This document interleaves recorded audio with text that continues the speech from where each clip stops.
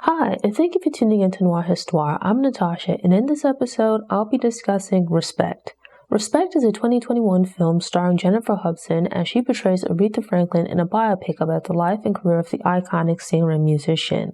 The film features quite a number of big names, but underperformed at the box office, in part due to having its release thrown off to some degree by the COVID pandemic. But the film itself is also part of the problem in that it had great potential but suffered some problematic casting and structural issues. It's a missed opportunity as even with the film's shortcomings, there is a glimmer of what could have been in Jennifer Hudson's performance. I remember seeing headlines about the movie back in 2020, like in the midst of the pandemic, that there were plans to release this Aretha Franklin movie. But with people not going out, people not really being able to go to the movies and whatnot, there were a number of films that were supposed to be released in 2020 that were delayed. The release dates pushed back until when film studios believed that they would be able to be released into theaters. And in some cases, you had it where there were later simultaneous theatrical releases with movies premiering on streaming channels or networks. I remember there being conversation about this Respect movie that was supposed to be coming out. And initially, its release was supposed to be in 2020, but due to the pandemic, its release was put on hold, it was pushed back and whatnot. And I want to say that it was in 2021 when they decided to go ahead and release it, but for whatever reason, it didn't come out and become the smash that was expected. I didn't look too much into it then. Not that I have anything against Aretha Franklin. I think she's an amazing musician, but it just wasn't really on my radar, right? And with the pandemic, there was a lot going on and whatnot.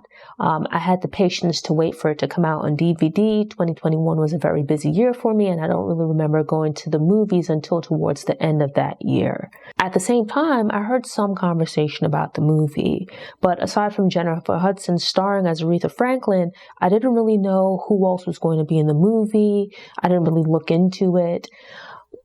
I just really wasn't focused on movies at that time, or at least movies that were being released in theaters. I was still watching things on streaming networks. It was like a little bit surprising when I started seeing headlines. The movie was released and it wasn't doing much of anything. It didn't seem to be getting a lot of attention. And I was kind of unsure as to why that was. Was it a marketing thing? Was it just a matter of timing? Or was it just not a good movie? A number of movies about musicians, artists, and things like that, they come out, they do really well. So I couldn't really figure out why it was that this particular movie was coming out and didn't get the same degree of attention. You could assume that some of these other biopics that came out, maybe it could be a matter of race, in that typically white movies where the cast is predominantly white, are viewed as more mainstream. They seem to get larger marketing budgets. You see promotion for them everywhere. It's sort of like the same thing with music in general, where the more mass market, general market musicians tend to be promoted far more widely. And I felt like maybe that could have been the case with this movie, where because, the lead is Black and much of the cast is then Black, there might not be much general interest. But then it's like you had movies like, Straight Outta Compton, where it came out, it was a smash. But I think that might have been in part because it was somewhat controversial. The group was controversial. They built a large audience, and NWA had like a strong following over the decades. With Ray, there was some degree of controversy with regards to his life, and thus generated some interest, right? But here you have a film that, number one, there's like a few factors, I think, which were working against it. As far as the subject matter, the movie is about a Black woman, features a predominantly Black cast. And in addition to that, this isn't like a recently popular artist, an icon, certainly. And I think most people are at least aware of Aretha Franklin, have some passing knowledge of her. But I think the high point of her career would have probably been from the 60s into the 70s. She had a bit of a resurgence in the 80s, but not to say that her star has trended down, but rather in the years leading up to her death, she had more of a reputation for being a diva. Certainly a talented individual, but I think more attention in more recent years was paid to her being a diva and these little spats that she'd had with other musicians. So I feel like maybe some of those factors contributed to the seeming lack of interest and promotion. But I was actually surprised when I started watching the movie that, in all honesty, I don't think the movie was as good as it should have been, or it could have been. I think for the caliber of entertainer that Aretha Franklin was, for what she brought to music, her legendary status in the realm of soul, R&B, gospel, I feel like she deserved a better movie. So I think there's certainly space there for criticism in that she deserved better. It should have been better. The telling of the story of an artist of Aretha Franklin's caliber, she deserved better. But at the same time, it wasn't a terrible movie. It's not one of these movies you watch and it's like the acting is bad. It's this overwrought drama. I think that's a concern or fear that you might have when you have like a public figure, not necessarily just a musician, but any kind of public figure where, depending on who's making the movie, either they're going to go to one extreme or the other, where they focus on all of the, trying to portray the person as just a terrible human being, focusing on just the controversy in their life, the negative aspects of their life, just really the drama and all of that, rather than them as a whole human being. But then at the same time, on the flip side, there's a fear, especially when family members, friends, people who have a vested interest in this person's legacy, when they're involved, or depending on who decides to take up the reins of making a film, when they might be overly in awe of the subject, sometimes they can gloss over some of, let's say, the less nice aspects of a person's character or the not so nice moments from their life, right? I think they're pretty honest about some of Franklin's shortcomings. They don't make her out to be an overly bad person. They're not overly negative in the portrayal of her or the overall tone of the story of her life, but they also don't make her out to be a saint. But I felt like in watching the movie, yet still there were problems.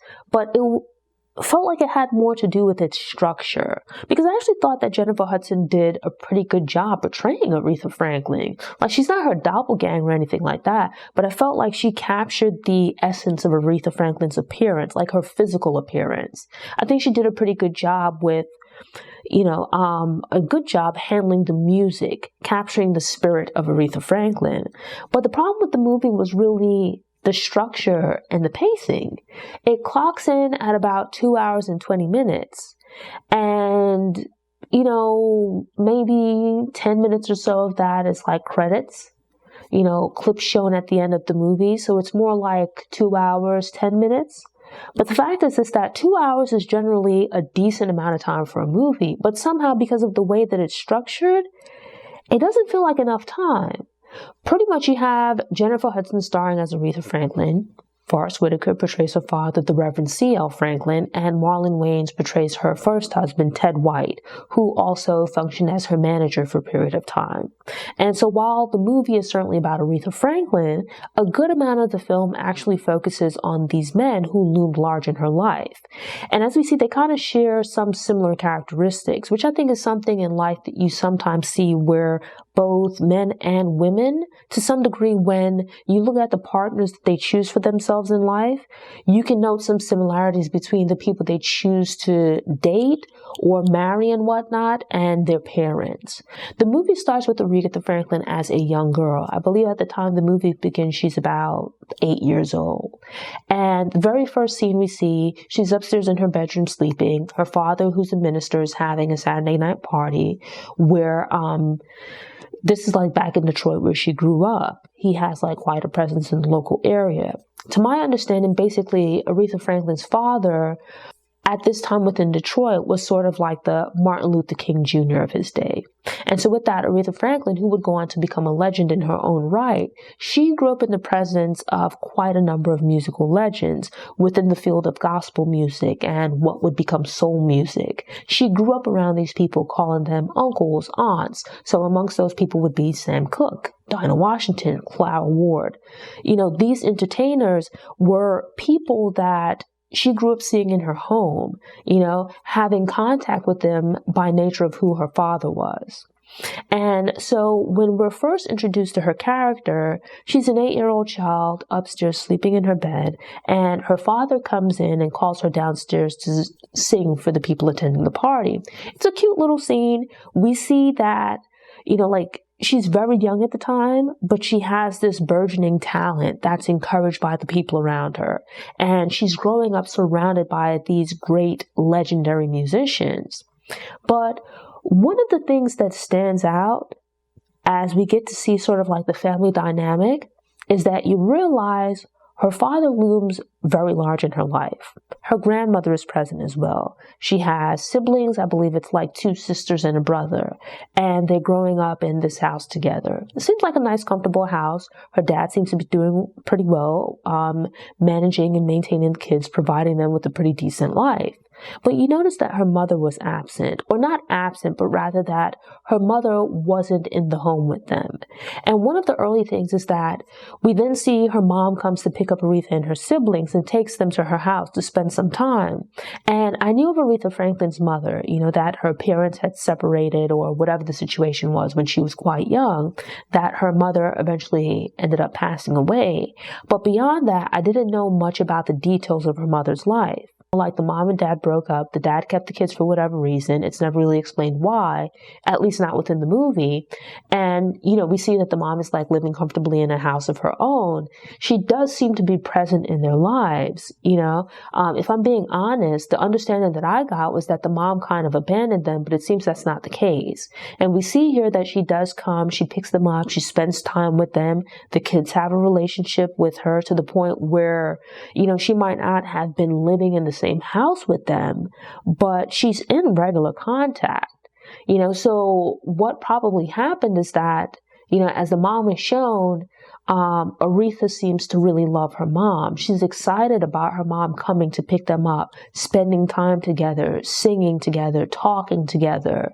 Her mom has like a heart-to-heart conversation with her about her as a person and this talent that she has, taking ownership of that, maintaining control over this talent, knowing that it's something given to her by God. It's something that it seems like for the most part, she had a positive relationship with her father, but she also had a positive relationship with her mom. It's just that the mom wasn't living in the same house with them. And then, unfortunately, an incredibly traumatizing event, I think for any child, is that her mother ends up dying suddenly when she's still fairly young.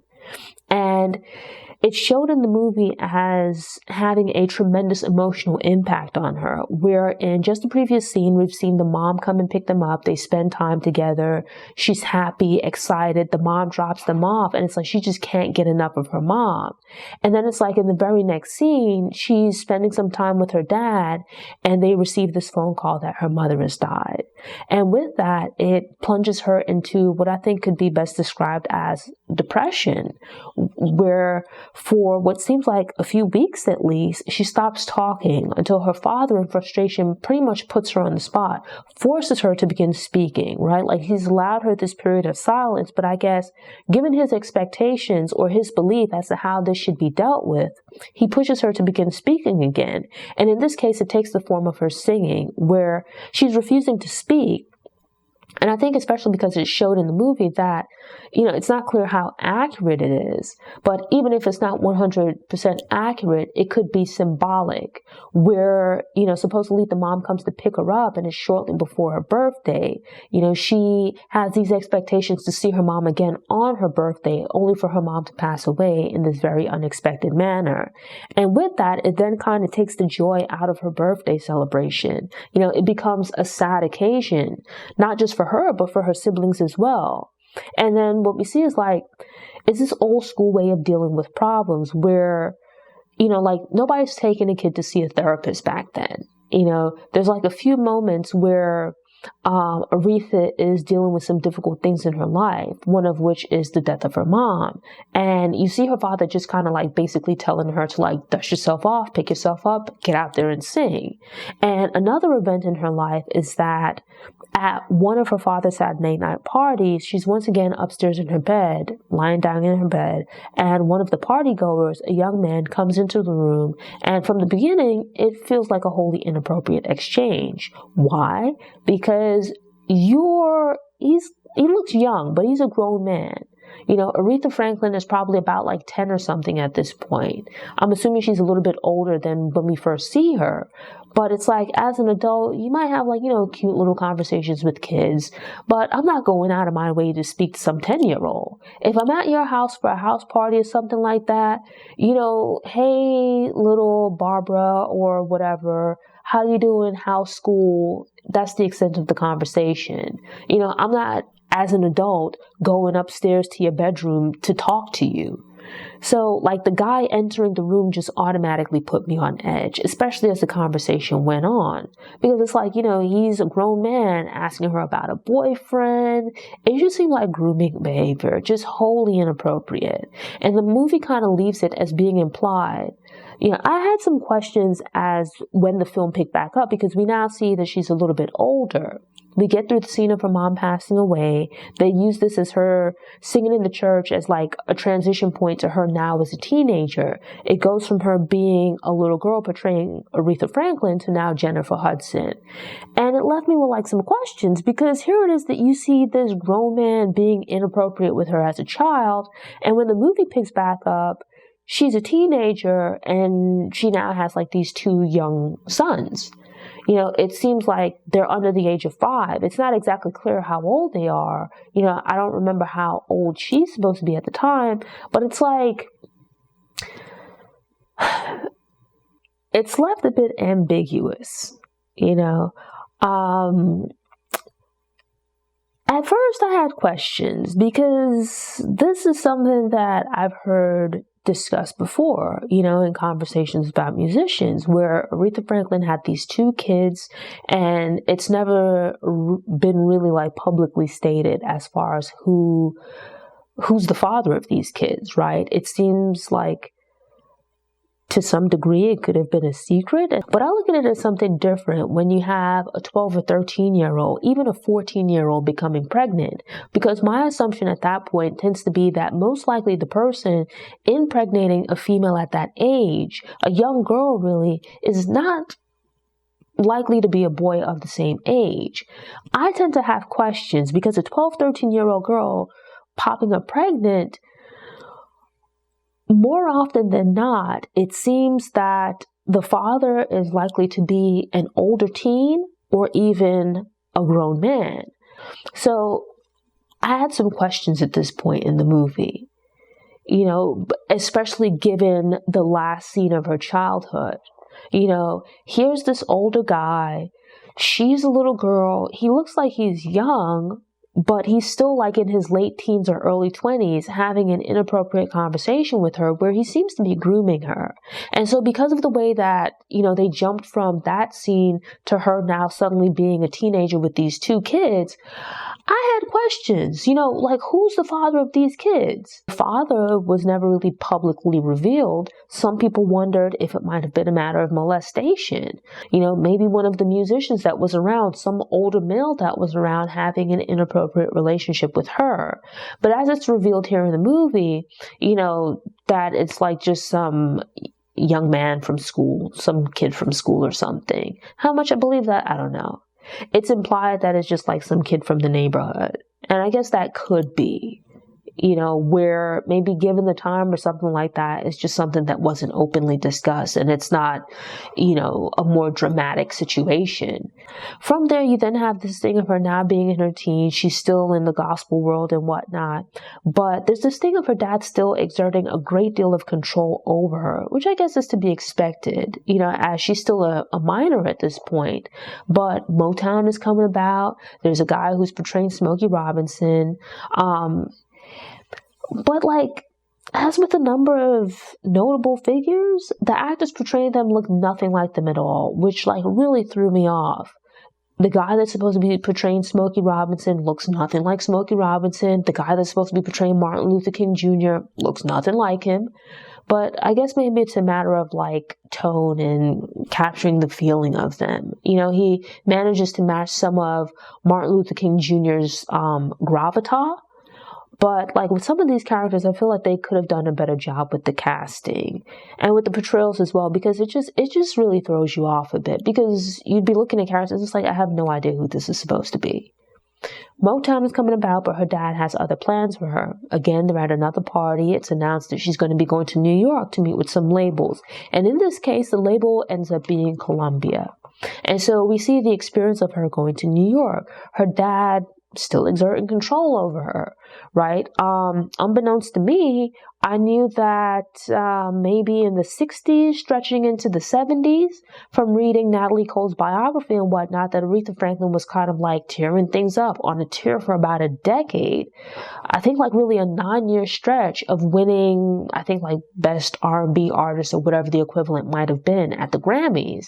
And then it's like in the year that would have been like her 10th win, just making it like a complete decade-long run. At that point, Natalie Cole pops up on the scene and ends up breaking Aretha Franklin's winning streak, which then led to like maybe some bad feelings between the two of them. I just assumed that Aretha Franklin came out the gate being like this really hot artist. But as is explained here, what actually happened is that she had a string of albums that did nothing. For a period of time, she had no hits. And the reason being that between the record label, record producers, his father, they kind of had her all over the place, doing all kinds of music, hopping on different kinds of trends. They were shaping and molding her, taking her from one thing to another as far as what they thought might sell, rather than focusing on what music best suited her, what would be like the best match for her, what her sound should be. I thought that was pretty interesting. It was one of the points of the movie that I actually enjoyed, this development of her career, her finding herself as a musician. But the thing is that there's some tension with her father in the sense of this is his daughter, she's getting older. And I think given the control that he's exerted over her and the other kids, it can be an uncomfortable thing sometimes for parents to accept that their kids are growing up and to then have like transition to having an adult relationship with them. And you see here where there's some moments where there's like tension with her dad, where she wants to go right and he thinks she should go left. And so with that, you have this difference of opinion. And because he's used to being dad, he still has this view that he's dealing with this little girl and he can just dictate to her what she will do, and she just should go along without having any questions. But she's moving into adulthood. She's starting to have her own views and opinions, her own ideas. And so it's changing their relationship dynamic. And at the same time that her relationship with her dad is changing, you also have this burgeoning relationship, or rather interest, from Ted White, who's portrayed by Marlon Wayans. And right at the same time that her relationship with her dad is changing, you also have this burgeoning relationship, or rather this growing interest from Ted White, who's portrayed by Marlon Wayans. Now, this relationship is part of why I felt Franklin deserved better, right, with the movie being made about her. I knew from previous things that I'd read that she'd been involved in this abusive relationship. That's not the problem that I have. The issue that I have is more so with Marlon Wayans' portrayal. And this isn't to say I think Marlon Wayans is a bad actor or anything like that. I know that he usually does a lot of comedy, especially with his brothers, but I've seen him in dramatic roles, and I think he's actually a good dramatic actor. The problem that I have with this film is that I don't like his portrayal of Ted White. Now, granted, I've never seen, like an interview with Ted White to know if maybe he had like little vocal tics and mannerisms, and like if this way that Marlon speaks is like how Ted White spoke. But I just found his portrayal of Ted White to be very distracting. The actor should disappear into the character. It shouldn't be like, let's say, Jennifer Hudson doing an Aretha Franklin impression, or any of these other people doing an impression of such and such person. But in watching Marlon Wayans, it feels like Marlon Wayans doing an impression of this Ted White guy. Like, just the portrayal just felt weird. And because it makes up such a substantial amount of the movie, aside from the relationship with her father, this relationship with Ted White was like the other substantial relationship she had with a male, at least as portrayed here in the movie. It just came across as being incredibly distracting. It took away from how good the film could have been. I feel like, I don't know if it was like, I think number one, the movie felt uneven because while the movie's supposed to be about Aretha Franklin, so much of the film is devoted to her relationship with these two men, her father and then Ted White. And it's very likely that they played a large role in her life and her development as a person, as it seems like she was with Ted White from a very early point in her life. You know, they were together when she was going through this transition period in her career and started achieving success. So certainly he should be portrayed and should figure in her story. But it just felt like I was perfectly fine with Forest Whitaker as her father, but something about the way Marlon Wayans acted in this role, I don't know, it just wasn't doing it for me. I like the relationship between Aretha and her sisters, you know, this very loving and supportive relationship. But then it's like at times they would get into it, you know, go to war. And I think that's certainly a realistic portrayal of sibling relationships, where it's like, you know, you're their brother or sister, but that doesn't mean that you guys don't argue from time to time. It just felt like the movie is 2 hours, but that too much time was spent on some subjects and then not enough on others. It felt like because the movie doesn't cover her entire life, it ends with her making this live recording of this sort of redemptive album where, you know, we see she slips into alcoholism, but that seems to come out of nowhere. It's like the film kind of stops and starts. The flow of the movie is just off. The balance of the movie is off as far as the amount of time that's spent on different subjects. So it's like Jennifer Hudson is actually good in the role. Forest Whitaker is good in his role. The actress playing her sister, right? I can't remember the name right now, but she plays Kanan's cousin Jukebox on Raising Kanan. She's good in her role, as are the other siblings, but the structure of the film just seemed off. And I think that might be the thing that threw people off with this movie. Thanks for tuning in. Show notes are available on the Noir Histoire website via the link in the episode description. If you enjoyed this episode and want more, subscribe to the channel, click the notification bell, and check out my movie review playlist.